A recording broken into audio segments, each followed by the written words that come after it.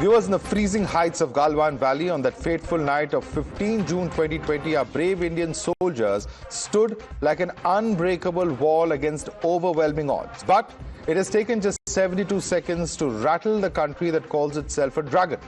A piece of fiction, a movie teaser, that's all that it took to send jitters across the line of action.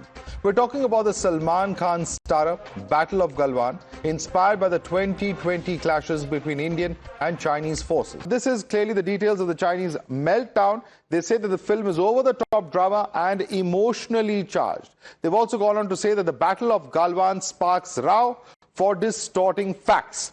Cinematic exaggeration can't rewrite history. Nothing can shake PLA's determination to defend, and portrayal of events that does not align with the facts. These are the statements coming in from the Global Times. Now, this is, of course, what the Global Times has stated, and isn't it ironical then that Beijing is talking about facts because India was transparent, accepted casualties of 20 soldiers during the clash. Beijing first denied any casualties on its side. It's only 6 months later that it even admitted to losing 4 PLA soldiers. India put the losses on the Chinese side at more than 40 soldiers. Now, an Australian investigative newspaper, Klaxon, had cited findings by researchers and mainland Chinese bloggers to debunk Beijing's lies. It had claimed a lot of facts have been hidden by Beijing and that China's losses were much higher than officially claimed. Did Beijing suppress the truth is a big question that arises, because the claim being made is that facts have been hidden by Beijing. China's losses were much higher than reported and that casualties were well beyond the 4 that were named by China. Many PLA soldiers drowned while crossing the river is another claim. They also add that China went to extreme lengths to silence the discussion. Let's take this across to our guest now. You're watching the News Hour at 10, debate number 2 on Times Now, Super Prime Time.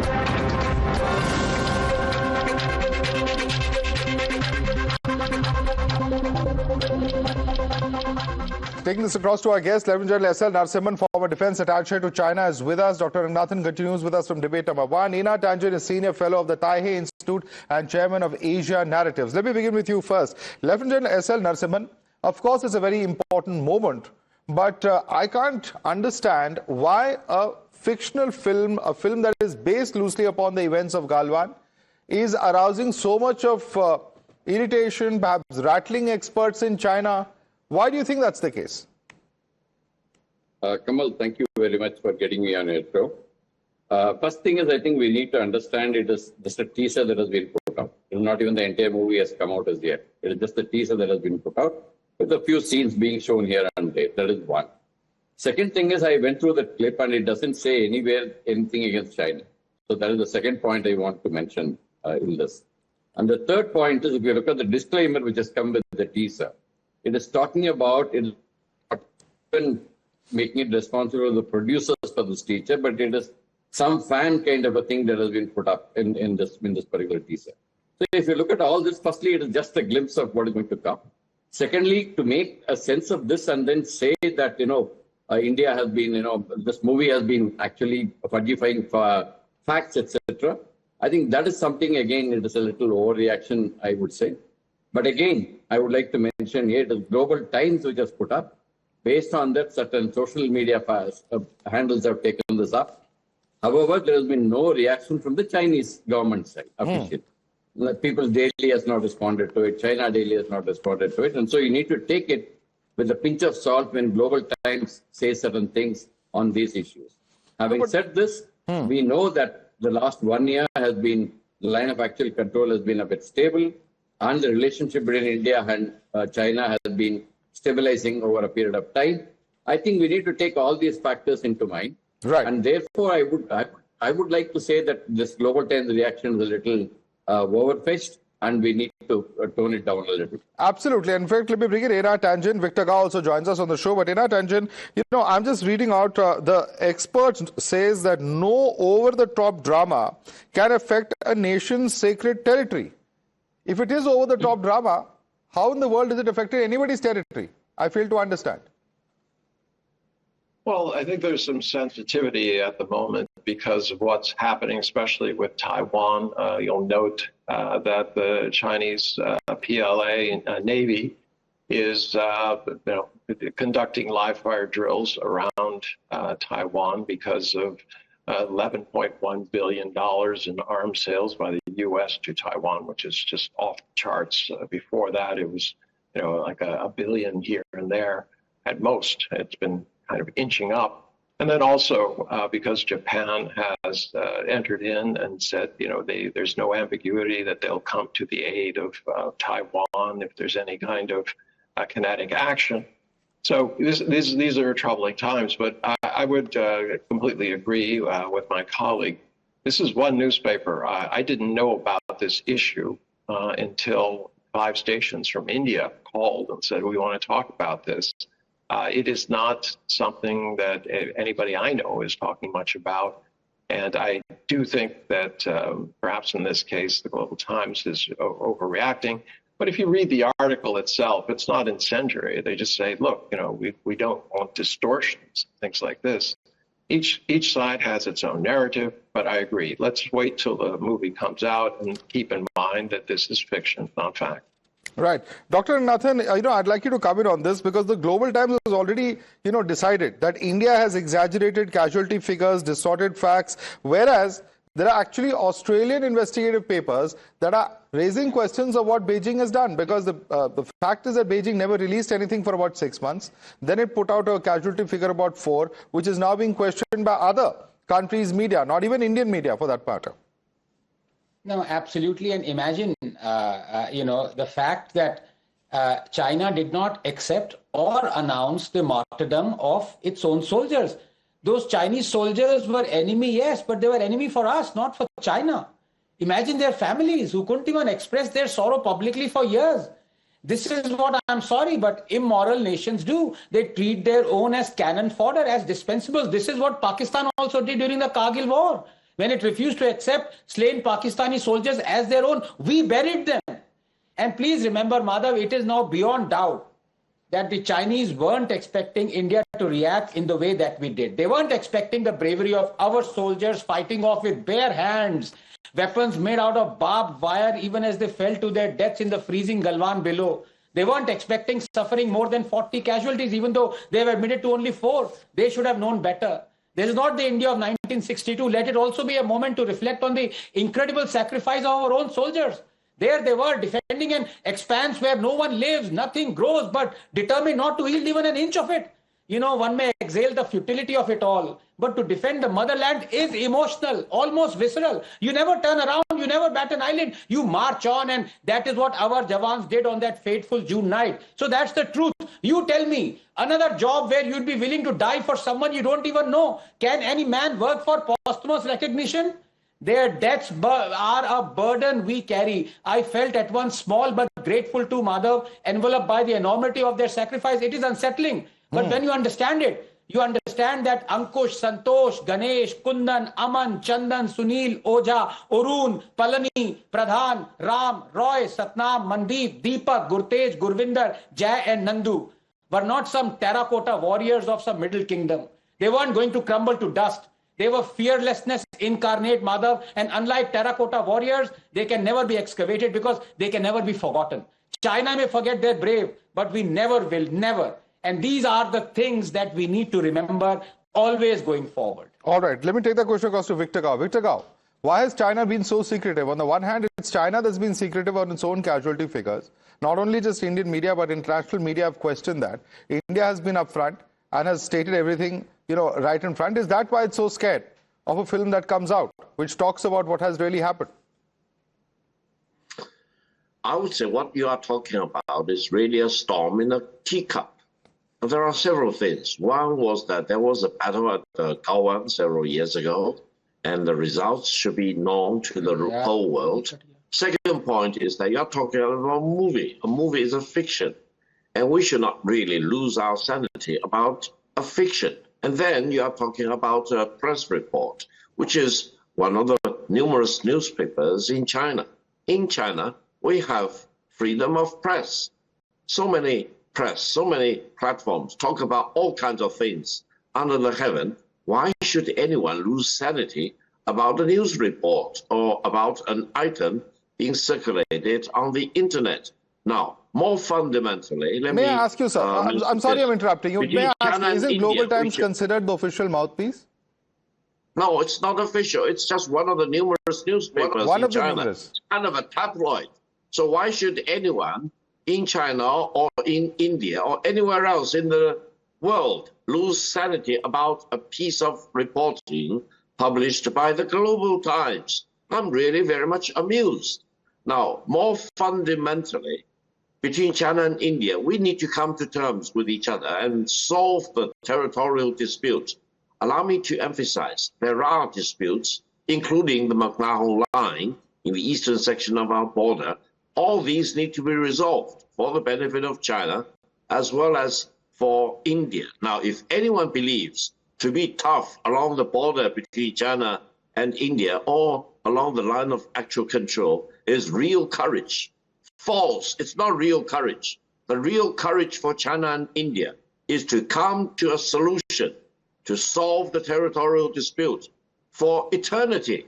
Okay. So that let me bring China, in, if that was true, these 23 rounds of talks would have yielded something if China was free. And let me bring in Lieutenant General Narasimhan on that. Lieutenant General Narasimhan, there have been 23 rounds of talks. And if what Victor Gao is saying, we would have had a solution by now. It's China that is refusing to budge or very slowly moving away from the LAC, number one. Number two, I find it quite amusing that he says there's freedom of speech in China as opposed to India. Do you buy that argument? Okay, let me come in on three issues. One is the casualty issue that you talked about. Even the 1962 casualties are not clear as yet. So it is a Chinese government way of doing things. Okay, so therefore you will find casualty figures, etc., may not come out that clearly as we do it. However, they actually accepted certain casualties after 6 months. So that is the way the government functions. That is point number one. Point number two, solving territorial issue is not an easy thing. It has got too many complications into it. I have studied it in great amount of detail from 1949 onwards till now. There have been various methodologies that have been discussed and tried. None of them has worked out so far. So the 23 rounds of talks that you're talking about would have made certain amount of progress. We don't know. That is in the confidential domain. So we should leave it at that, and then we'll see how these things can done. The other thing is, we need to understand, Chief Fapop, who was actually a martyr and who was injured in Galwan, was given a pride of place earlier in China. They also promoted him. They brought in some amount of nationalistic fervor, etc. These are done in all countries. So that is something that we need to keep in mind. So if you put, and China also produces such movies, like for example, Wolf Warrior. That was a movie against American mercenaries. That was again in the realm of fiction. So these things are done in every country, and the nationalism is actually built up, patriotism is built up. We need to take that.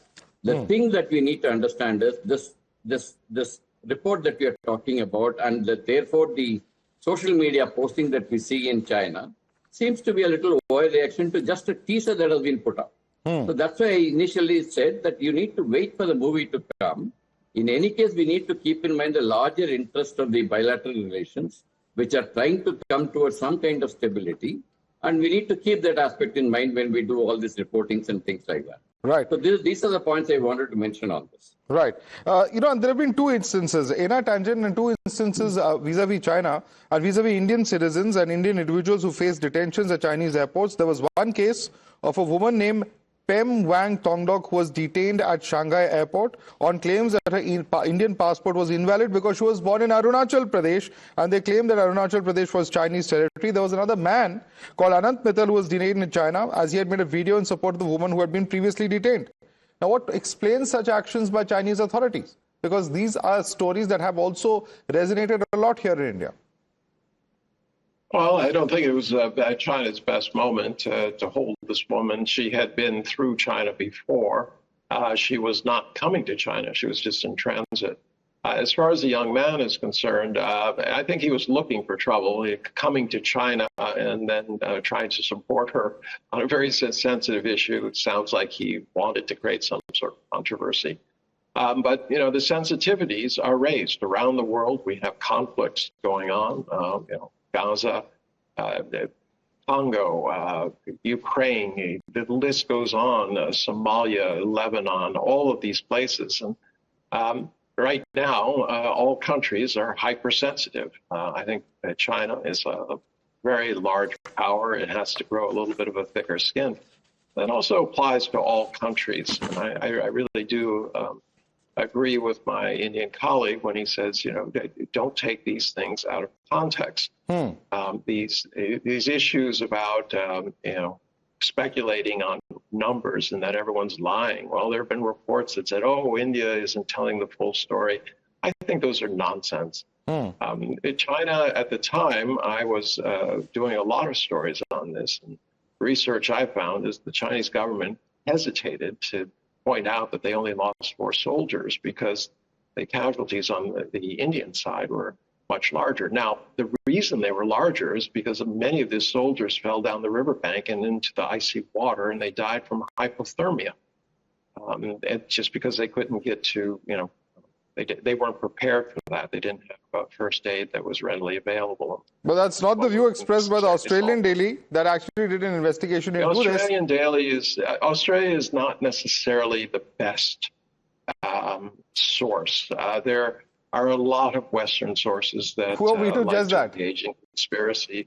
If you were telling me that this was something that had been thoroughly documented, they don't produce any evidence. What they do is they use warmed over numbers from other sides, and they say then who do we trust? Media. Pakistan to investigate into this.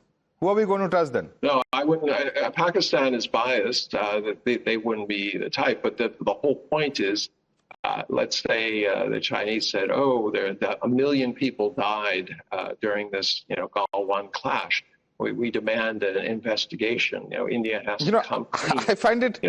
There's no end to this kind of paranoia. I find it amazing, Dr. Ranganathan, that it's China that's being really measly with putting out information. Yet it's India that's questioned. Number one. Number two, Prime Minister Modi went to Tianjin. I'm not questioning India. I'm just telling you that. All right, let's get an alternative perspective, please. Dr. Ranganathan also is here on the panel. It's good television, but it's not reality. All right, Mr. Tangent, we heard you listening to Dr. Ranganathan. Dr. Ranganathan is the Prime Minister who went to Tianjin.